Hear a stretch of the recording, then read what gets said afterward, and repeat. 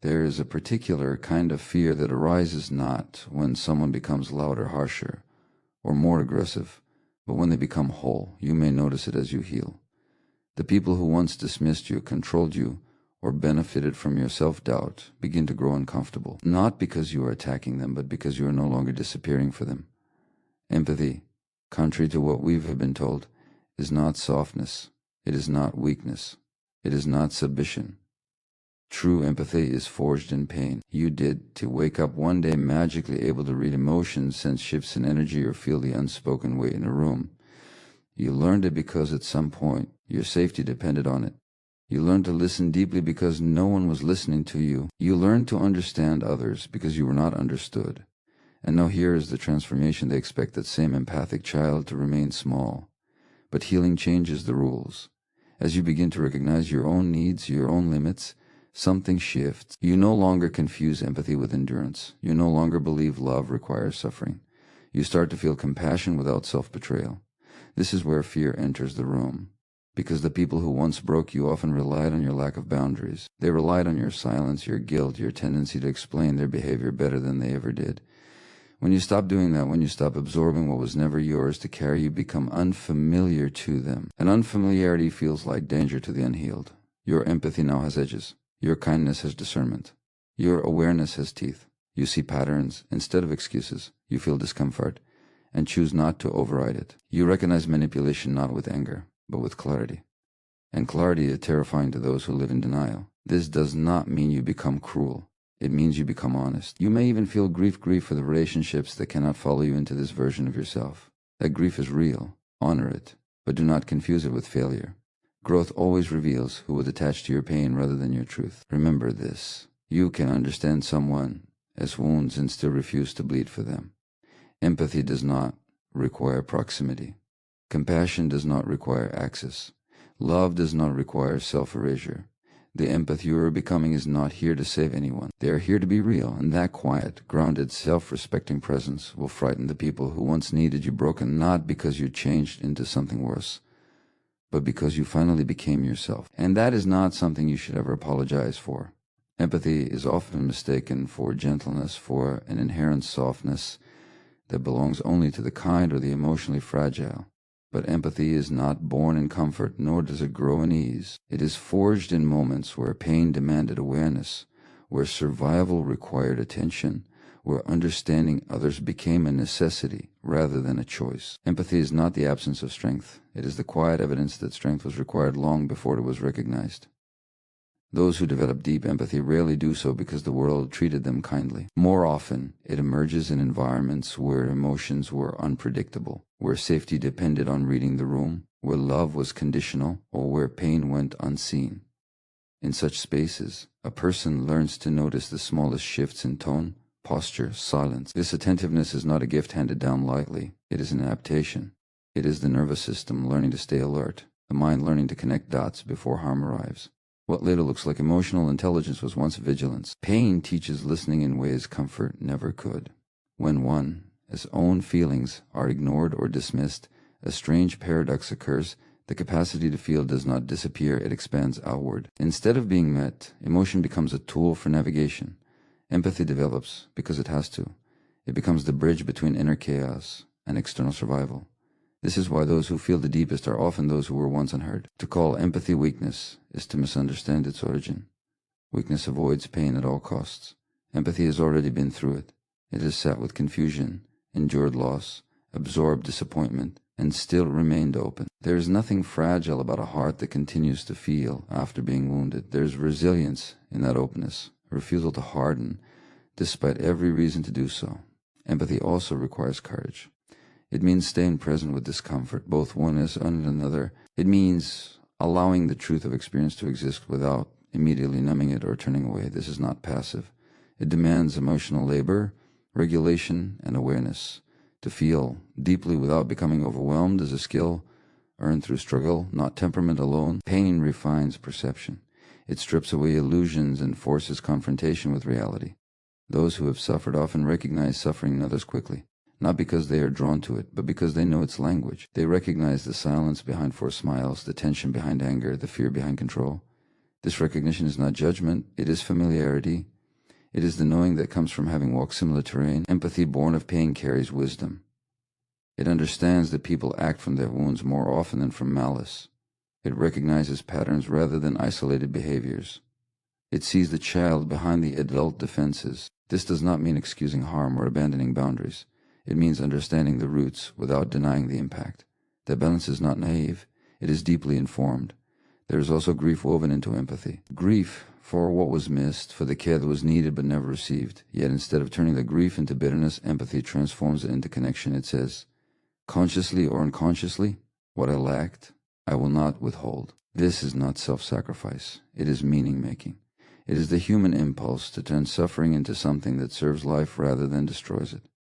Those who equate empathy with weakness often fear vulnerability because they have not learned how to hold it safely. They confuse emotional expression with collapse, sensitivity with instability. But true empathy is regulated, grounded, and discerning. It does not dissolve the self, it strengthens it. It allows one to remain present without being consumed, connected without being lost. Empathy born from pain also understands limits. Having known overwhelm, it respects capacity. It knows when to step back, when to pause, when to protect the self. This kind of empathy is not endlessly giving, it is conscious. It recognizes that caring for others without caring for oneself is not compassion, but reenactment. Pain teaches this lesson thoroughly. To feel deeply in a world that often rewards numbness is an act of resistance. It requires strength to remain human when detachment is praised, to stay open when closing off would feel safer. Empathy is not a liability, it is a form of intelligence shaped by experience. It allows connection without illusion, compassion without denial, understanding without self-erasure. Pain does not automatically produce empathy, but when it is met with awareness rather than suppression, it can become the soil from which empathy grows. The wound becomes a teacher. The scar becomes a map. What once hurt becomes the source of insight, not because the pain was good, but because it was integrated. Empathy is evidence that someone endured and learned rather than collapsed or calcified. It shows that sensitivity survived impact, that awareness persisted despite adversity. There's nothing weak about that survival. It is strength expressed quietly, consistently, and profoundly. Healing is often imagined as a private, internal process, something gentle and self-contained, disconnected from the outside world. In reality, healing alters relationships, reshapes interactions, and quietly rearranges power. When a person begins to heal, the change is not only emotional or psychological, it is relational. The way they respond, the way they listen, the way they no longer react as expected creates a shift that others can feel, even if they cannot name it. Power in human relationships is rarely about dominance in obvious ways. More often, it lives in patterns: who apologizes first, who absorbs tension, who explains themselves, who stays silent to keep the peace. Before healing, many people unconsciously surrender power by abandoning their own needs, minimizing their feelings, or accepting responsibility for what was never theirs. This is not a moral failing. It is often a survival strategy learned in environments where safety depended on compliance or emotional attunement to others. Healing interrupts these patterns. As awareness grows, so does the ability to recognize what feels right and what does not. A healed nervous system no longer confuses familiarity with safety. Old dynamics that once felt normal begin to feel constricting. This is where the power shift begins, not through confrontation, but through changed responses. The person no longer reacts from fear, urgency, or the need for approval. They pause. They choose. They decide. This shift can be deeply unsettling to those who were accustomed to the old arrangement. When someone stops over-explaining, stops justifying their boundaries, or stops absorbing blame, the imbalance becomes visible. The unspoken agreements that once governed the relationship are no longer being honored, and that can feel like loss to those who benefited from them. What they experience as distance or coldness is often simply self-respect taking form. Healing reduces reactivity. Instead of being pulled into familiar emotional loops, the healed person stays grounded. They do not escalate to be heard. They do not collapse to be accepted.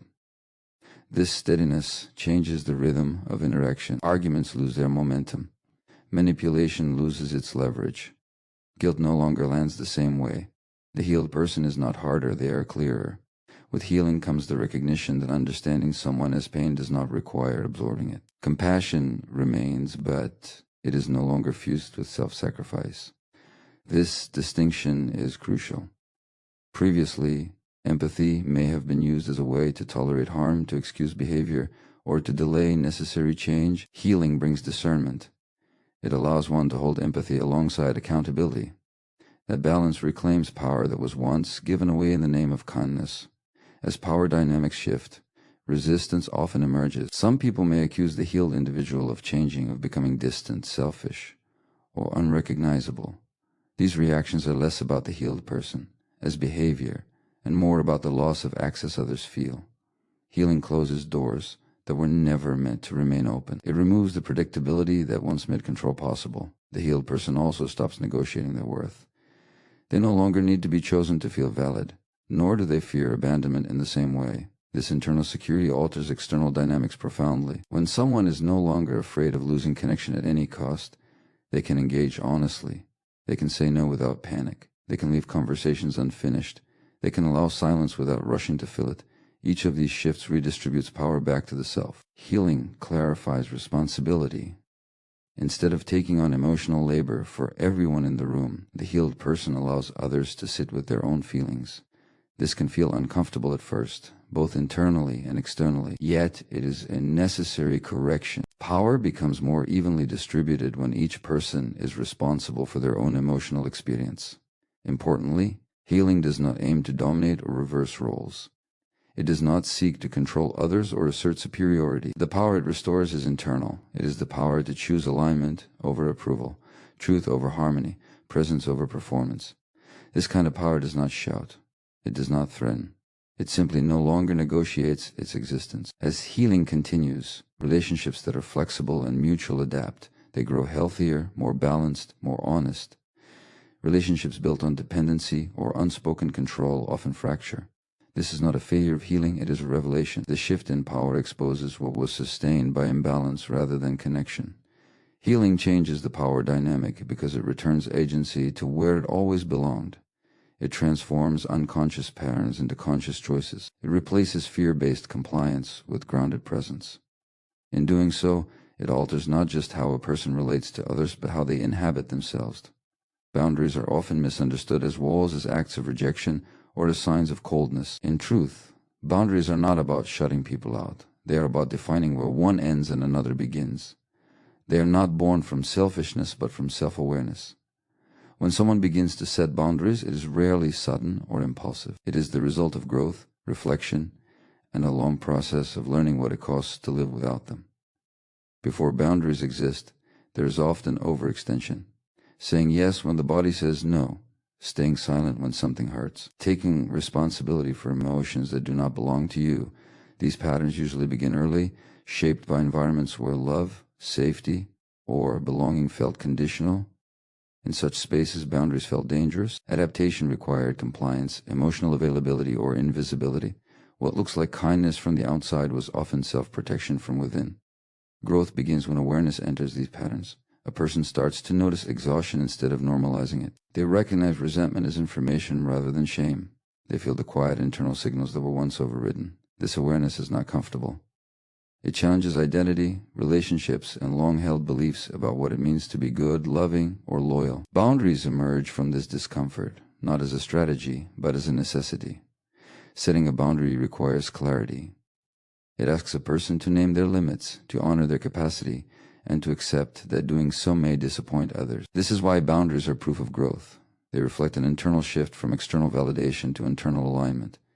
The person is no longer organizing their behavior around how they are perceived, but around what is sustainable and true. Boundaries also signal responsibility. They acknowledge that one's needs, time, and energy are valuable. They refuse the false belief that suffering is a requirement for connection. This is not an act of withdrawal. It is an act of presence. When boundaries exist, interactions become more honest. There is less resentment hidden beneath generosity, less obligation disguised as care. Growth teaches that empathy without boundaries becomes self-erasure. Understanding someone's pain does not mean tolerating harm. Compassion does not require unlimited access. Boundaries allow empathy to remain clean rather than corrosive. They protect relationships from the slow decay that occurs when needs go unspoken and limits are ignored. For those unaccustomed to them, boundaries can feel threatening. They disrupt familiar roles and expectations. Someone who is always available becomes selective. Someone who always explained becomes concise. Someone who tolerated becomes discerning. This change is often misinterpreted as distance or superiority, when in reality it is differentiation. Growth creates distinction, not disconnection. Boundaries also reshape self-trust. Each time a person honors their own limit, they reinforce the belief that their inner experience matters. This builds confidence that is not performative or loud but steady. The nervous system begins to relax because it no longer has to stay on high alert. There is relief in knowing that one will not abandon oneself to maintain peace. Importantly, boundaries are not rigid rules imposed on others. They are personal commitments. They do not demand change, they clarify response. They state what will be accepted, what will be engaged with, and what will not. This clarity reduces confusion and emotional volatility. It removes the unspoken negotiations that often exhaust relationships. Growth also brings flexibility. Boundaries evolve as capacity changes. They are not punishments or ultimatums, but living expressions of self-respect. A person who has grown understands that boundaries can coexist with warmth, humor, and connection. They are not defensive by default, they are intentional. Without boundaries, giving becomes transactional, love becomes conditional, presence becomes performance. Growth corrects this by restoring choice. When a person chooses to give rather than feels compelled, generosity regains its meaning. When they choose to stay rather than feel trapped, connection deepens. Boundaries reveal who can meet you in truth and who relied on your silence. They illuminate relational dynamics that were previously sustained by imbalance. This revelation can be painful, but it is also liberating. Growth does not guarantee that all relationships will survive. It ensures that the ones that do are grounded in mutual respect. Ultimately, boundaries are not barriers to love, but containers for it. They protect what is real from what is draining. They mark the transition from survival-based relating to conscious connection. When someone begins to set boundaries, they are not becoming less caring. They are becoming whole. That awareness is quiet, but it is disruptive. It does not announce itself loudly or seek to expose anyone, yet its presence changes the atmosphere of every interaction. When a person becomes aware, they see patterns instead of isolated moments, motivations instead of surface behaviors, and emotional undercurrents instead of spoken words. This kind of awareness does not judge, but it does illuminate, and illumination can feel threatening to those who have built their lives around avoidance. Unhealed people survive by not looking too closely. They rely on familiar stories, defensive roles, and repeated behaviors to maintain a sense of control. Awareness interrupts this stability. When someone recognizes emotional dynamics without participating in it destabilizes the system. The old scripts no longer work. The reactions that once produced predictable outcomes begin to fail. This is often experienced as discomfort rather than insight. Awareness changes how one listens. Instead of absorbing blame or reacting defensively, the aware person notices what is being communicated beneath the words. They hear fear behind anger, insecurity behind control, longing behind criticism. They do not rush to fix or plaque it. They stay present. This presence alone can feel confronting to those who are accustomed to emotional chaos or domination as a way of relating. For unhealed people, being seen is not always comforting. It can feel invasive, even when no accusation is made. Awareness does not need to point out inconsistencies. It simply refuses to ignore them. This refusal can be unsettling. When someone no longer plays along with denial, the unspoken agreement to look away is broken. The dynamic shifts without a word being spoken. Awareness also brings emotional regulation. Instead of reacting impulsively, the aware person responds with intention. They do not escalate to match intensity. They do not collapse to restore harmony. This steadiness can frustrate those who rely on emotional volatility to feel powerful or connected. The lack of reaction is not indifference, it is clarity. Yet to the unhealed, it can feel like loss of control. There is also a mirror effect. Awareness reflects what others have not yet faced in themselves. This reflection is rarely conscious, but it is deeply felt. Being around someone who has done inner work can stir shame, envy, or defensiveness, not because the aware person is superior, but because their presence highlights what remains unresolved. Growth has a way of exposing stagnation without intention. Unhealed people may interpret awareness as judgment, even when none is offered. This is because awareness removes the comfort of projection. When someone no longer accepts misplaced blame or emotional dumping, the projection has nowhere to land. The discomfort that follows is often externalized as criticism. The aware person is labeled cold, distant, or arrogant, when in truth they are simply no longer available for unconscious exchange. Awareness also includes boundaries. It recognizes when engagement is unproductive, when conversation becomes circular, or when emotional labor is being demanded rather than shared. Choosing not to engage in these moments is not avoidance, it is discernment. Yet to someone who depends on constant reassurance or control, this discernment can feel like rejection. The thread of awareness lies in its independence. An aware person does not need others to validate their reality. They trust their perceptions. They can sit with ambiguity without rushing to resolve it. This autonomy disrupts dynamics based on dependency. It removes leverage that once existed through guilt, fear, or obligation. Importantly, awareness does not seek to change others. It does not argue, convince, or correct. It simply changes participation. This non-cooperation with dysfunction is often more threatening than confrontation. There is no fight to engage with, no drama to feed on. The dynamic either evolves or dissolves. Unhealed people may respond by intensifying old behaviors, testing limits, or attempting to provoke a reaction. When this fails, they may withdraw or blame. These responses are not evidence of cruelty or malice. They are signs of internal conflict. Awareness challenges the strategies that once ensured emotional survival. To be aware is to be awake to oneself. It is to recognize responsibility without self-blame, compassion without self-sacrifice, connection without confusion. This state cannot coexist comfortably with denial. That is why it feels threatening to those who are not ready to see. The discomfort awareness creates is not harm. It is invitation. It points toward healing, though it never demands it. Each person must choose whether to turn toward that invitation or retreat into familiarity. Awareness simply remains steady and clear, altering the space by existing within it at. Compassion is often taught as limitless giving, as the ability to understand, forgive, and accommodate without restriction. In many cultures and families, compassion is praised most when it costs the giver something significant. Yet this interpretation quietly distorts its meaning. Compassion that requires self-abandonment is not compassion. It is survival disguised as virtue. True compassion includes the self, rather than erasing it. Many people learn early that being attuned to others keeps them safe. They become sensitive to moods, needs, and unspoken expectations. Over time, this sensitivity is mistaken for kindness, while the constant self-neglect beneath it goes unnoticed. The habit of putting others first becomes an identity. Needs are minimized, boundaries are blurred, and exhaustion is normalized. What looks like compassion is often fear of conflict, rejection, or abandonment.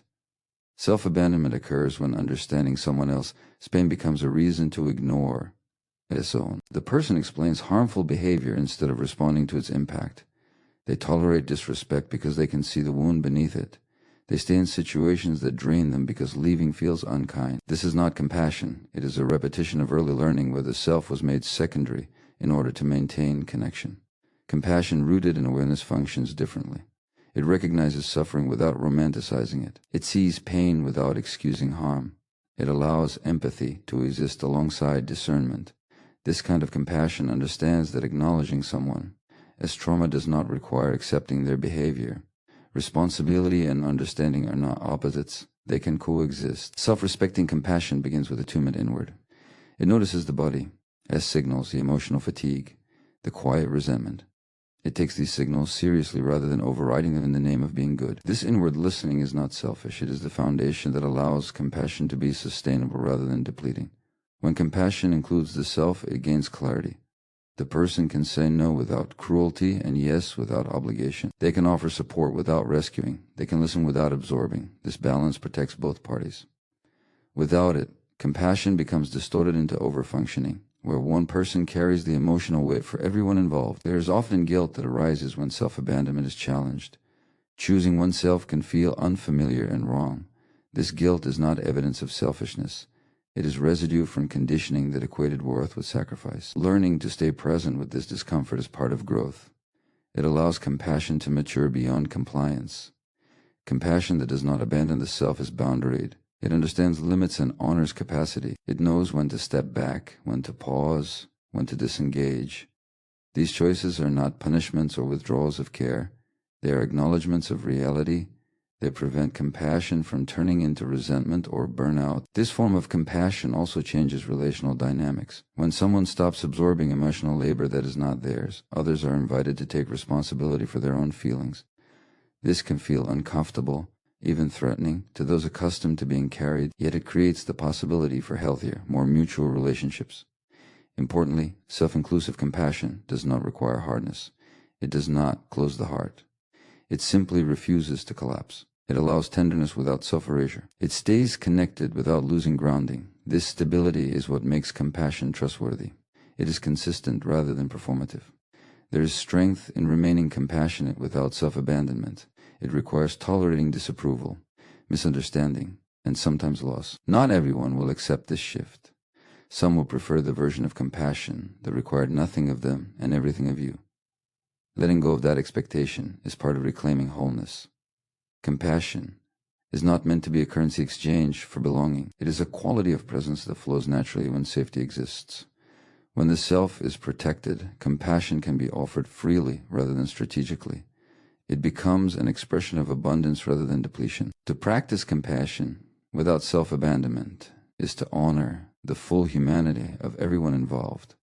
It says that care is not proven through suffering, that love does not require disappearance, and that understanding does not demand endurance. This form of compassion is not weaker, it is wiser, that becoming whole rarely looks dramatic from the outside. There are no grand gestures or public declarations. It unfolds quietly through small internal shifts that gradually change how a person lives, relates, and responds. Yet this quietness should not be mistaken for insignificance. In a world that often rewards fragmentation, disconnection, and performance, choosing wholeness is a subtle but profound act of resistance. Fragmentation begins early. People learn to divide themselves into acceptable and unacceptable parts, to emphasize what is praised and suppress what is inconvenient. Emotions are ranked. Needs are negotiated, instincts are questioned. Over time, this division becomes habitual. Functioning replaces feeling. Survival replaces authenticity. The self becomes something managed rather than inhabited. Wholeness challenges this arrangement. It invites integration instead of division. It allows contradictions to exist without urgency to resolve them. Strength and vulnerability, clarity and confusion, independence and longing are no longer treated as opposites. They are held together. This integration disrupts systems that rely on predictability, compliance, and self-denial. Becoming whole means no longer outsourcing authority over one's inner experience. The individual stops deferring to external narratives about who they should be, how they should feel, or what they should tolerate.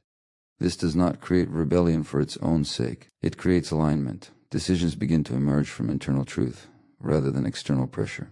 This shift is revolutionary because it is contagious.